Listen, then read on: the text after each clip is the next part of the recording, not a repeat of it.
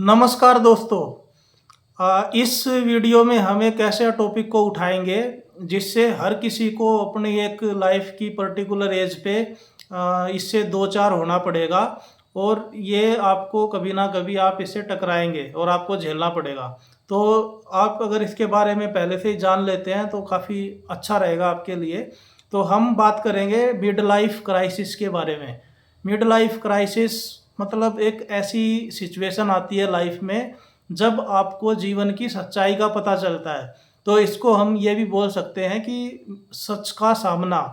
कोई एक 35 से लेकर जनरली 55 तक एक बीच में ऐसी स्टेज आती है जब आदमी को जीवन की सच्चाई महसूस होने लगती है। उसको सारी चीज़ें जो है वो खुली किताब की तरह दिखाई देती हैं।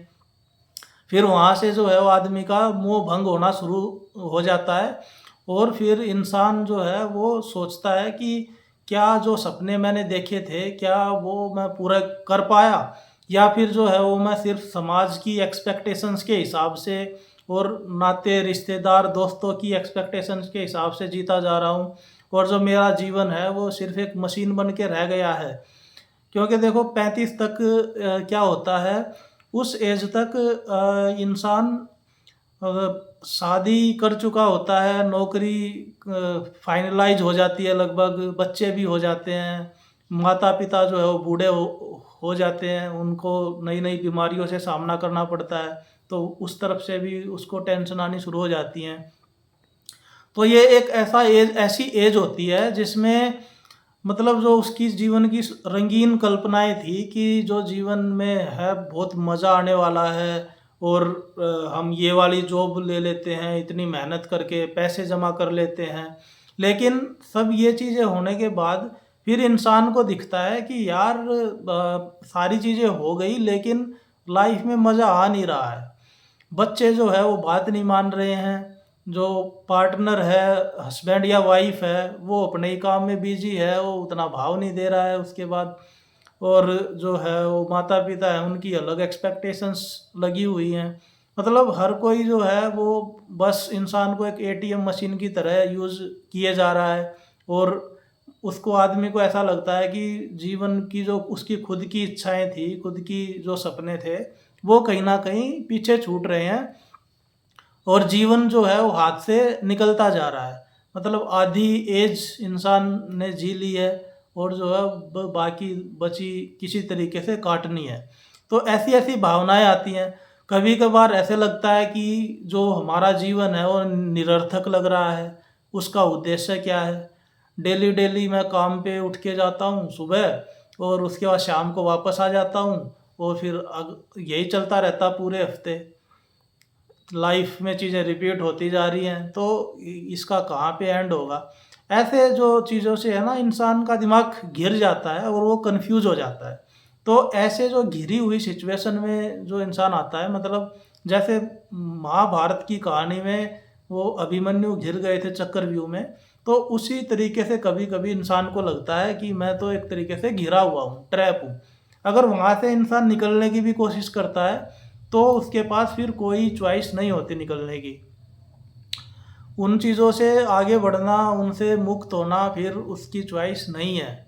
उसके अंदर आना उसकी चॉइस थी और वो भी कहीं न कहीं उसकी चॉइस रह नहीं जाती है। वो सोसाइटी के इतने ज़्यादा प्रेशर, माता-पिता की एक्सपेक्टेशंस, आस-पास के कलीग, दोस्तों का दबाव, फिर उनको देख-देख के खुद की भी ऐसी हसीन कल्पनाएँ हो जाती हैं। तो इंसान शादी कर ली, बच्चे कर लिए, उसके बाद जॉब पकड़ ली, महँगे-महँगे खर्चे पाल लिए, कहीं ज़मीन जायदाद ले ली, कहीं आपने फ्लैट खरीद लिए, बड़े-बड़े लग्ज़री गाड़ी ले ली, आपने घर, मकान, बंगले बना लिए। तो उसके बाद फिर आप ईएमआई भरे जा रहे हो। तो वहाँ पे आके एक इंसान जो है फ्रस्ट्रेट हो जाता है। तो सोचने पे मजबूर हो जाता है कि क्या सच में जीवन का लक्ष्य ये था? क्या मैं यही करने के लिए पैदा हुआ था? जो मज़ा आना चाहिए था ज़िंदगी में वो तो आ नहीं रहा है, सारा रोमांच ख़त्म हो गया है। तो इस चीज़ का जब सामना होता है तब इंसान जो है बड़ा घबरा जाता है और यही पॉइंट है मिड लाइफ क्राइसिस। तो इसके बारे में जो है कुछ-कुछ पॉइंट्स मैंने निकाले हैं वो मैं बताता हूँ आपको। एक तो ये है कि ओशो का मैंने कहीं पे सुना था किसी उनके लेक्चर में। वो बता रहे थे कि इंसान हमेशा जो है वो ये सोचता है कि अपने बच्चों को अच्छी लाइफ दे के जाऊँ, अपने बच्चों को बसा के जाऊँ। जैसे उनके माँ-बाप उनको बसा के चले गए, उनके माँ-बाप फिर उनको बसा के चले गए। ऐसे करके जो है वो पीढ़ी-पीढ़ियों से पूरी जो चेन चली आ रही है। अब इंसान क्या है वो बच्चों के चक्कर में और उनको बसाने के चक्कर में वो इतना ज़्यादा उस पे पैसे के पीछे और बच्चों के पीछे पागल हो जाता है, वो अपनी लाइफ जी नहीं पाता है, अपने सपने वो पूरे ही नहीं कर पाता है। क्योंकि बच्चों को 20-25 साल 30 साल तक तो उनकी देखभाल, उनको इंडिपेंडेंट फाइनेंशियली सिक्योर करना, उनकी जॉब, उनकी शादी, आदमी इन्हीं चीज़ों में उलझ के रह जाता है। तो हमारे जो दादा दादी होते हैं वो अपनी पूरा जीवन निकाल के चले गए हमारे माता पिता के लिए। हमारे जो माता पिता हैं उन्होंने अपना पूरा जीवन बेकार कर दिया हमारे वाली जनरेशन को बड़ा करने के लिए। हम जो है वो अपना जीवन बर्बाद कर रहे हैं वो आने वाली जनरेशन के लिए, नई जनरेशन के लिए। तो हर कोई जो है वो खुद के लिए जी नहीं पा रहा है, वो दूसरी जनरेशन पे ही अपना जो है वो जीवन है वो पूरा लगा दे रहा है। तो ओशो बोलते हैं कि ये जो चेन है, ये जो दुखों की जो पूरी कड़ी है, इसको कहीं ना कहीं ब्रेक करने की ज़रूरत है। इंसान को फ्री करो, एटलीस्ट वो बंदा जो खुद अपनी ज़िंदगी जीना चाहता है, समाज जो है वो चाहता है कि वो इसी तरीके से ये चेन चलती रहे। लेकिन अगर कोई इंसान अपने लिए जीना चाहता है तो उसको जीने की फ्रीडम दी जानी चाहिए। ऐसा नहीं कि सबके लिए ही ज़रूरी है, वो पीछे जा रहा है, शादी करनी ज़रूरी है, बच्चे करने ज़रूरी है, ऐसा नहीं है। अगर इंसान की इच्छा है फ्री रहने की, इस चेन को तोड़ने की, तो उसको फ्रीडम होनी चाहिए। और आजकल आप देख रहे हो टाइम चेंज हो रहा है, वेस्ट में तो बहुत ज़्यादा मिल ही रही है फ्रीडम इंसान को। इंडिया में भी जो हमारी मेट्रो सिटीज़ हैं, बड़ी सिटीज़ हैं शहरों में, वहाँ पे थोड़ी सी चेतना बुद्धि का विस्तार हो रहा है और इंसान को इंसान समझा जा रहा है।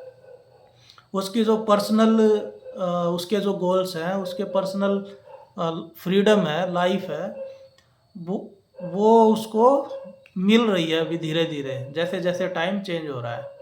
लेकिन आप गांव में देखो, हमारे गांव में क्या होता है, या फिर हमारे रिश्तेदारी में, नाते रिश्तेदारी दोस्तों में, उनमें क्या होता है, वो एक दूसरे की लाइफ में घुसे हुए हैं, एक दूसरे को ज़बरदस्ती वो सुझाव दिए जा रहे हैं। अच्छा तुम्हारी उम्र हो गई 30 साल 32 साल, अरे तुम्हारी तो शादी की उम्र निकलती जा रही है, तुम्हें तो कर लेनी चाहिए। उसको ज़बरदस्ती उसकी लाइफ में घुसे पड़े हैं।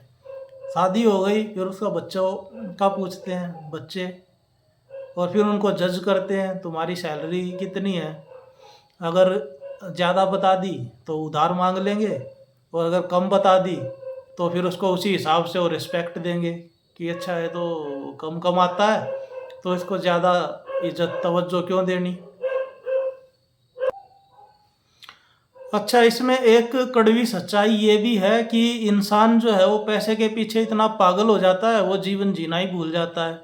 शुरू में तो क्या करता है इंसान, वो पैसे, जैसे ही कॉलेज ख़त्म हुआ, नौकरी लगी, फिर पैसे के पीछे दौड़ता है, नौकरी कर रहा है, बिजनेस कर रहा है, यहाँ वहाँ उसने पैसा भी बना लिया है। अब देखो, पैसे का जो आविष्कार हुआ था, मनी का, वो इंसान की सुविधा के लिए हुआ था।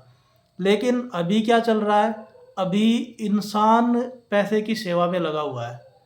उसके पास पैसा इकट्ठा हो गया, अब उसको डर है कि ये पैसा कहीं हाथ से ना निकल जाए। अब वो पूरे टाइम उसके दिमाग में चलता रहता है कि इसको इन्वेस्ट कहाँ करूँ, इसको स्टॉक मार्केट में लगाऊँ, या इसकी फिक्स डिपॉजिट कर दूँ, या इसका गोल्ड खरीद लूँ, या फिर इससे ज़मीन खरीद लूँ। वो इसी बारे में परेशान रहता है पैसे को लेके। स्टॉक मार्केट में कितना मिलेगा, इंटरेस्ट कितना मिलेगा, तो एक तरीके से वो पैसे की सेवा में लगा हुआ है, जबकि होना चाहिए था उल्टा। तो इतने तनाव दबाव से घिर जाता है। मिड लाइफ क्राइसिस में। तो ये चीज़ भी है। उसके अलावा अब एक मैंने रिसर्च कहीं पे पढ़ी थी, उसमें इस बारे में थी वो कि उन्होंने बहुत सारे मरते हुए लोगों का इंटरव्यू लिया, मतलब जो बिल्कुल लास्ट स्टेज पे थे, ऐसा लग रहा था कि बस अब कभी भी ये मर सकते हैं, कुछ ही घंटे का समय बचा है, कुछ ही दिन का समय बचा है। तो उनसे उन्होंने पूछा कि तुम्हारे लाइफ का सबसे बड़ा रिग्रेट क्या है, मतलब तुम क्या बताना चाहोगे जो लोग जिंदा अभी। तो उन्होंने बोला कि हमारी लाइफ का सबसे बड़ा रिग्रेट ये है कि काश हमने जो है वो थोड़ी मेहनत कम करी होती, काश लाइफ में थोड़ी कम भागदौड़ हमने करी होती, काश थोड़ा सा हम खुल के जी लिए होते अपने जीवन को। जो हम इंजॉयमेंट करना चाहते थे, जहाँ पे एक्सप्लोर करना चाहते थे, हम नदी के किनारे बैठना चाहते थे, हम झरने के किनारे बैठना चाहते थे, काश वहाँ पे हमने टाइम बिताया होता। लेकिन हमने इतना ज़्यादा मेहनत करी, इतना ज़्यादा पैसे के पीछे भागे कि हम मिलियन मिलियन बिलियन करोड़पति लखपति बन गए, और अब वो जो पैसा है वो सारा का सारा तिजोरी में छोड़ के हमें जाना पड़ रहा है। वो आधा उसमें से डॉक्टर ले जाएगा, क्योंकि उन्होंने लाइफ ख़राब तरीके से जी है, तो लास्ट में बीमार होंगे वो, तो आधा डॉक्टर के पास चला जाएगा, आधा पैसा जो है वो कोई और यूज़ करेगा, खुद तो वो यूज़ कर नहीं पाए। तो इंसान इकट्ठा करने में जो लगा हुआ है पैसे को, और इतना भागम भाग सुबह से शाम तक, उसके पास समय ही नहीं है बैठने का, उसके पास सोचने का ही समय नहीं है। और अगर थोड़ा बहुत समय भी मिलता है तो फिर एक मोबाइल ने ऐसा पकड़ लिया है कि वो सोच सोच ही नहीं पाता इंसान। थोड़ा सा खाली समय मिला तो रील देखना शुरू कर देगा, शॉर्ट्स देखना शुरू कर देगा, सोशल मीडिया स्क्रॉल करेगा, यही चीज़ें चलती हैं। सामने इंसान जो है वो चाहे बैठा हो, लेकिन उसको तो जो वर्चुअल बातचीत चैटिंग चल रही है वो ज़्यादा इम्पोर्टेंट है, सामने बैठे इंसान से ज़्यादा आपका फ़ोन इम्पोर्टेंट हो गया है। तो कितना ज़्यादा गिरावट आई है इन चीज़ों में, तो ये चीज़ आप देख सकते हैं।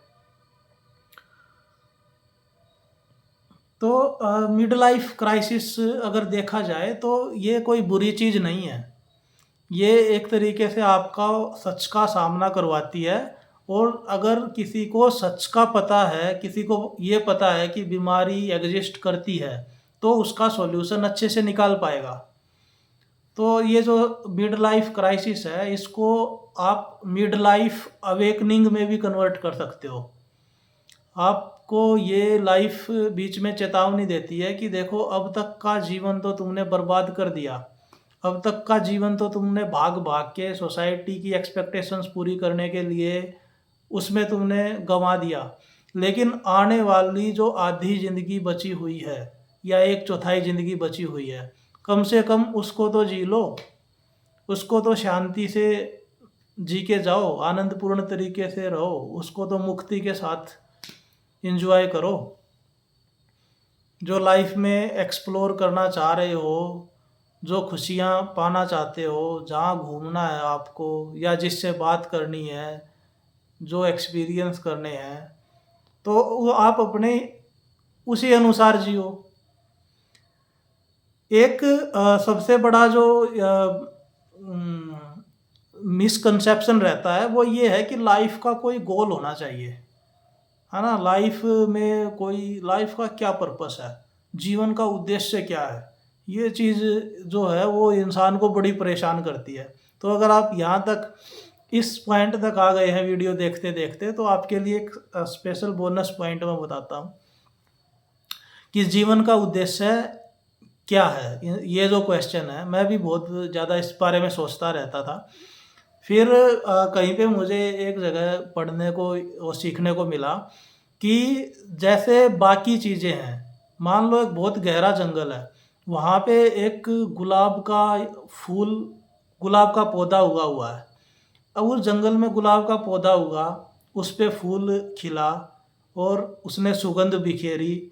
उसके बाद फिर कुछ टाइम बाद वो फूल सूख गया, पंखुड़ी मुरझा गई, और उसके बाद वो वहाँ से गिर गया। तो उसने अपना जो लाइफ सर्कल है वो पूरा कर लिया। अब अगर कोई पूछे कि उस गुलाब को का उगने का उद्देश्य क्या था, तो क्या उसका उद्देश्य था? उसका कोई उद्देश्य नहीं था। तो जो खूबसूरत चीज़ें होती हैं उसका कोई उद्देश्य नहीं होता है। ऐसे ही जीवन का भी कोई उद्देश्य नहीं होता है। करोड़ों करोड़ों स्पीशीज़ हैं, वो जीवन पा रही हैं, मर जा रही हैं। किसी का जीवन कुछ ही सेकंड का है, किसी का जीवन जो है वो महीनों का है, दिनों का है, कि मानव का जीवन सालों का है। तो ये जो है एक एक्सपीरियंस लेने के लिए है, जो शरीर आपको जीवन जो मिला हुआ है एक पर्टिकुलर समय के लिए, तो ये अलग-अलग आप एक्सपीरियंस लो और इसको जी के जाओ। इसका कोई उद्देश्य नहीं है कि आपने इतना बड़ा बिज़नेस खड़ा कर दिया, आपने बच्चों तक अपनी 7 पुश्तों तक का इंतज़ाम कर दिया। इस जीवन का कोई उद्देश्य नहीं है कि आपको ये करना है, आपको ये करना ना। जैसे वो गुलाब का पौधा था, उसने अपनी सुगंध बिखेरी, उसके बाद वो मर गया, मिट्टी में मिल गया। ऐसे ही आपका है, आप इस पृथ्वी पे आए, एक्सपीरियंस लो अलग अलग तरीके के, जिस तरीके से आप जीवन जीना चाहते हो अपने वे में वैसे जी के जाओ। और कोई गोल फिक्स अगर नहीं है तो ये बड़ी अच्छी बात है, इसमें कोई डरने वाली चीज़ नहीं है। तो ये था mid life crisis. I think आपको समझ में आ गया होगा।